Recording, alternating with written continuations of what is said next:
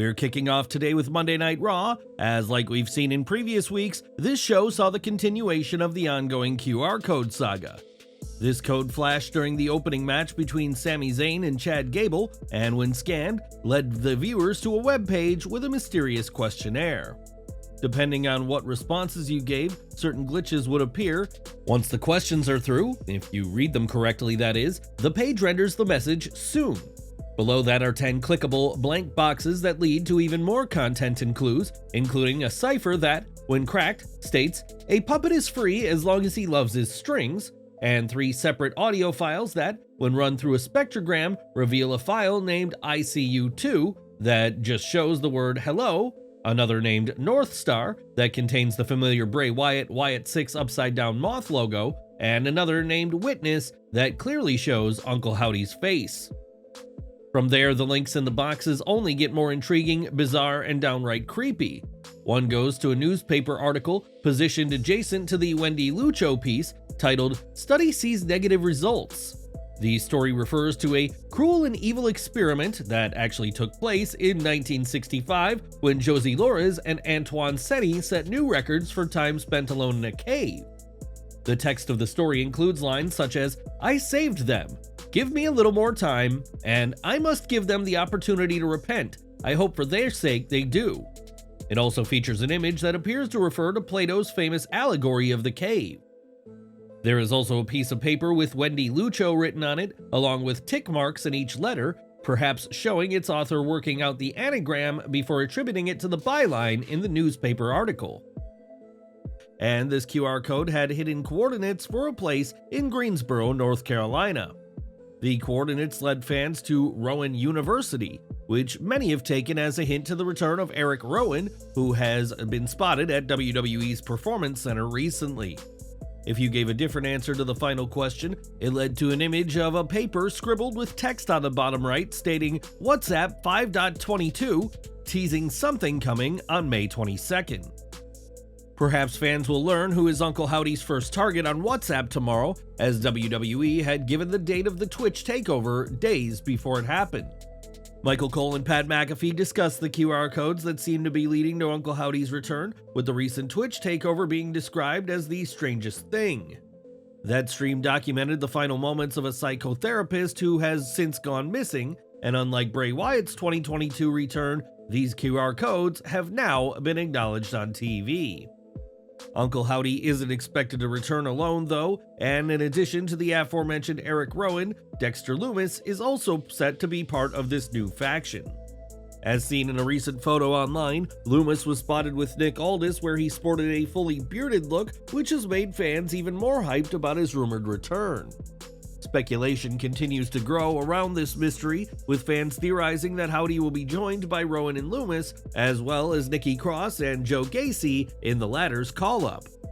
These stars could be uniting to unveil some truth long buried, but for now, fans will have to keep sharing their theories as to what these videos mean. All signs are pointing to Uncle Howdy's return, and now WWE has started selling shirts featuring designs from these QR code videos.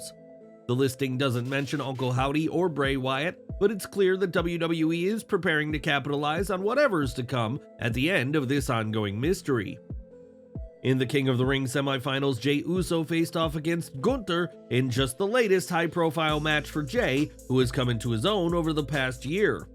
Before the match, Gunther cut a promo in the empty Greensboro Coliseum, saying it's not about who has the more exciting entrance, but who is the better wrestler. This match comes after Jey briefly held tag gold with Cody Rhodes, beat his brother at WrestleMania, and played a role in the main event of that show, so expectations were high. Unfortunately for Jey, his King of the Ring story ended last night as he lost to Gunther in a huge loss for the former Bloodline member. During the match, Jey hit Gunther with a splash, but the referee, who had previously been knocked down, took too long to count, giving the Austrian the chance to kick out.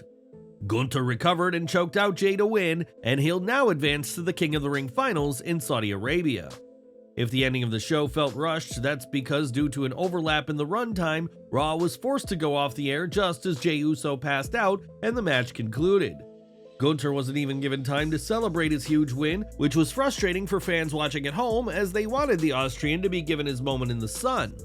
Giving Gunther a minute or two would have made a world of difference, but this was an issue which left WWE no choice, and perhaps it's a learning lesson to not go overtime as we've seen a few times in the recent past.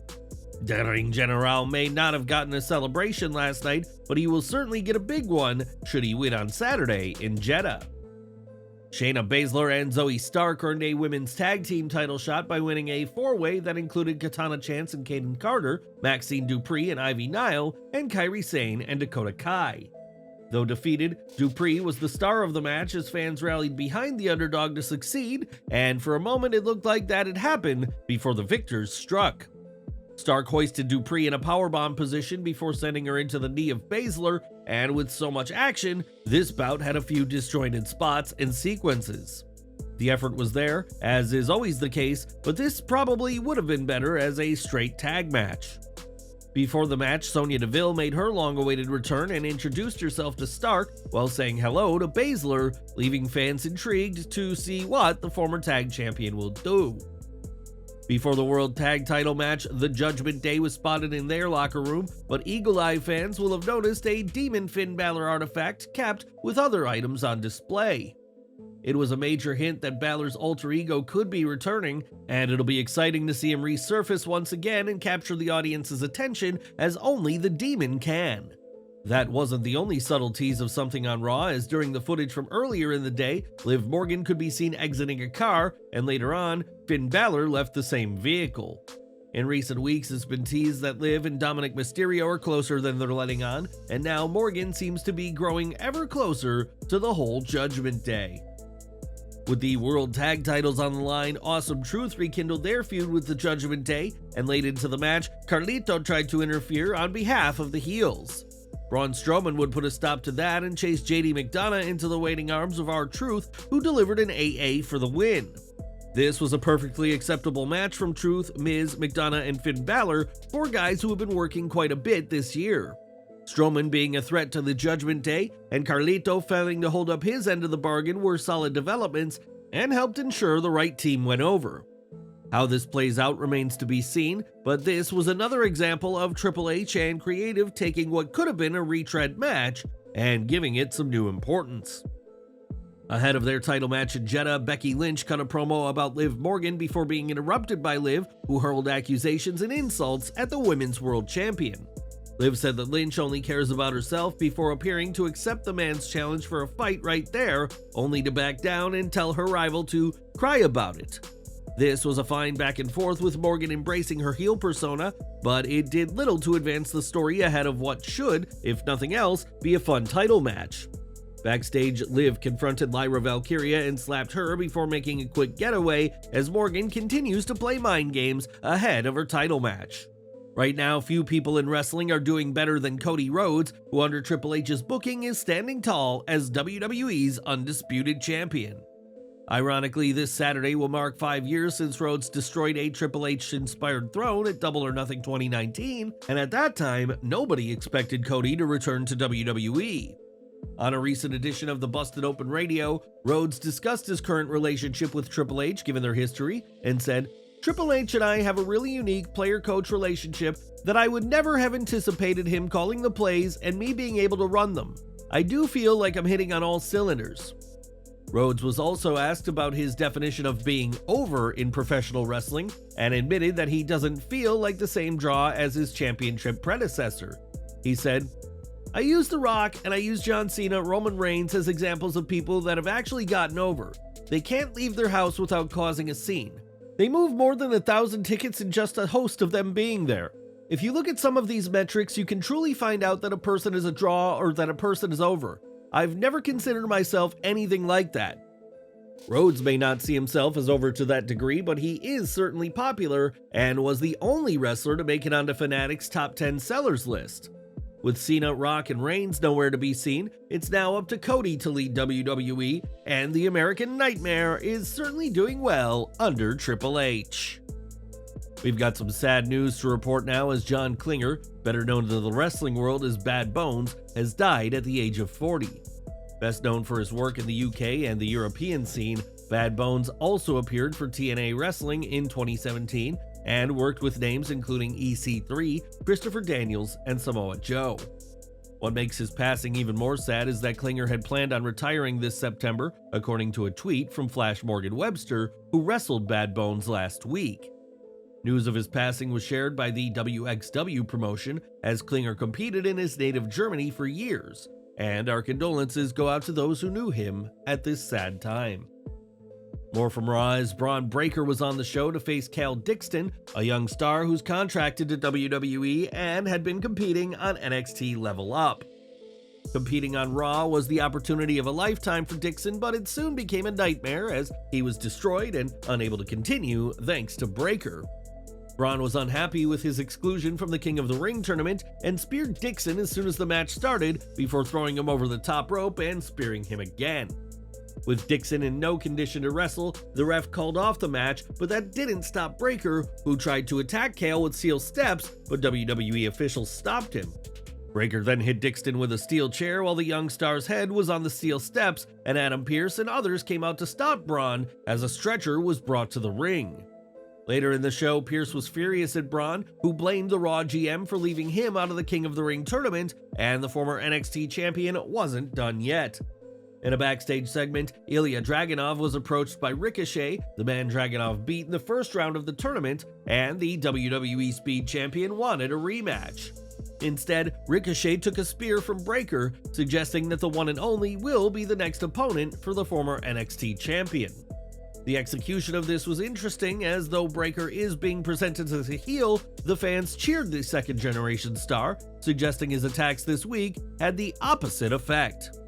It'll be interesting to see over the next month or so if the crowd continues to voice their support of the NXT export, or if he catches on as a heel. Sami Zayn kicked off Raw by addressing his upcoming Intercontinental title match in Jeddah before being interrupted by one of his opponents, Chad Gable. Gable berated his Alpha Academy lackeys before starting his non-title match with Zayn, which had a solid back and forth, while Akira Tozawa and Maxine Dupree teased interfering. The pair ultimately thought better of it, and after they were ejected from ringside, an emotionally torn Otis blasted Zayn with a clothesline, allowing Gable to get the tainted victory. There will come a time when Otis finally has enough of Gable and unleashes a much-deserved beatdown, but until then, the slow build should be fun as fans await that moment. Later in the show, Bronson Reed vowed to Zayn that he'll win the Intercontinental title this weekend before Otis appeared and apologized for what he did. Sami urged the big man to stop listening to Gable and start listening to the fans, and fans will remember that Sami has experience in a similar situation. In a backstage interview with Jackie Redmond, Chad Gable spoke about what had happened, but the chaos backstage proved too much as the interview ended abruptly. Redmond went to see what was happening, and Cruz del Toro was being tended to by his fellow LWO members, including Rey Mysterio, as Cruz had been a victim of an attack. Adam Pearce was also present to try and figure out who assaulted Cruz del Toro, all the while calling for help, and the LWO members were heard saying it must have been Carlito. After all, it was Carlito who betrayed Rey Mysterio and the LWO, and later in the show, Damian Priest was commending Carlito for the attack, but refused to let him in the Judgment Day's lair. And Carlito continues to make interesting friends now that he's on Raw. Before the Queen of the Ring semifinals match, Becky Lynch gave Lyra Valkyria a great pep talk, further establishing their friendship before the Valkyrie took on Io Sky. Sky appeared in a pre-taped video package that saw her cut a promo while submerged underwater, which was a very cool visual for the former champion. Valkyria did a great job of firing up and playing to the crowd, trying to wake the audience up on a night where it was not nearly as lively as it should have been. Valkyria and Sky put on an extraordinary hard-fought match that saw Sky dominate the first half, only for Lyra to fight her way back in the second with counters, reversals, and near falls. The Valkyrie evaded an over-the-moonsault to catch Sky with the Nightwing for the win, earning the Irish superstar her spot in the Queen of the Ring finals. Triple H has done a fantastic job of introducing Valkyria and making her a threat without over-pushing her, and it feels natural that she can beat any opponent she faces. Throw in the relationship she has forged with Becky Lynch, and you have a star of the future who's being set up to succeed right now. Right now, Dominik Mysterio is on the shelf thanks to an arm injury, and during an appearance on the Masked Man show, Dirty Dom gave an update on his recovery. He said, Arm is good, it's healing up good. I had a slight tear in my Tommy John ligament, which was kind of a freak accident in the wrestling world because it's a baseball injury. About 6 to 8 weeks. I've been doing 2 times a week for rehab. I'm just trying to get healthy and get back out there to help Judgment Day so they can physically start hurting again. In addition to his recovery, Dominik also got a new tattoo ahead of this week's Raw, which is inspired by The Simpsons and was shared on Instagram. Despite his injury, Mysterio remains a constant presence on WWE television, indicating that it's just a matter of time before he can wrestle again. And we are ending today with The Rock, who in the run-up to WrestleMania delivered a series of brutal, often expletive-filled promos on social media as he embraced his role as a heel in WWE. Right now, the final boss is away working on his Smashing Machine film, but on the Ringer podcast, Brian Gewirtz suggested fans could be hearing from the Brahma Bull. He said, "There's definitely a difference between the usual, I'm going to go make a movie and maybe I'll return, to this lingering presence of Dwayne Johnson on the TKO board of directors and The Rock essentially now existing in the space that is WWE, who can drop a final boss promo on Instagram anytime he wants in relation to a storyline or tweet something. I don't think it's going to be a regular occurrence, but I do think it's going to happen, and it's great because he's in it, and by extension, I'm in it too." The Rock is expected to wrestle another match in 2024, possibly at a Saudi Arabia show before he competes at WrestleMania 41, with the current plan being for him to face Cody Rhodes. Whatever the future holds, we'll have to wait and see when the Great One will make his return to the company again, but don't be surprised if we still receive promos from the final boss.